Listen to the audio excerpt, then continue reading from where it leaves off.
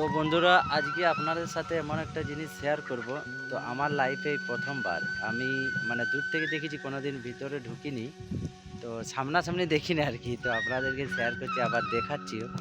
তো এই জায়গাটা দেখুন, এটা একটা পান বরজ।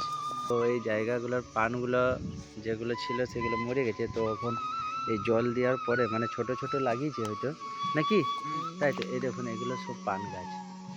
তো এখন মোটামুটি অনেকটা বেলা হয়ে গেল, তাই ভিতর দিকে আমি আবার ঢুকতে পারলাম নাই। ভিতর দিকে এখন এই মুহূর্তে আর ঢুকবো না। এটা সকালবেলায় পান বরজে ঢুকতে গেলে সকালে ঢুকতে হয়। তো শুনেছি বরজে ঠাকুর থাকে, মা দুর্গা। এই দেখুন, এগুলো পান, এগুলো সব পান, এগুলো সব পান, এগুলো সব পান আছে। তো এই আমার লাইফে এই প্রথমবার আমি সামনে থেকে দেখলাম। তো আমি দেখেছি অনেক দূর থেকে, কিন্তু কাছে যাওয়া হয়নি। তো আজকেই ফার্স্ট বার দেখলাম, তো সামনে চলে এলাম আমরা। তো এই দেখুন, এই যে এদিকেও আছে, অনেক আছে পান বরজ। তো এইটা এই দেখুন, এইখানে গাছগুলো, পান পাতাগুলো বড় বড় হয়েছে এই জায়গাগুলো নিয়ে।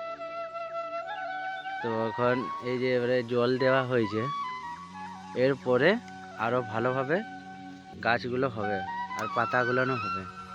তো এই মুহূর্তে ভিতরে ঢুকছি না আমি, বাইরে থেকে দেখাচ্ছি। দেখুন পান বরজ, আর এগুলো কি দিয়ে তৈরি আছে? এগুলো সব খড়? না, খড় লয়, শর্ট দেওয়া আছে। এগুলো সব শর্ট দেওয়া আছে।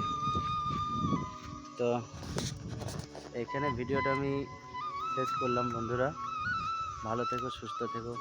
আর কে কে পান বরজে ঢুকেছেন বা কেউ দেখিয়েছেন, বা কারো যদি পান বরজ কেউ লাগিয়েছেন, তো একটু কমেন্ট করে জানাবেন। বাই।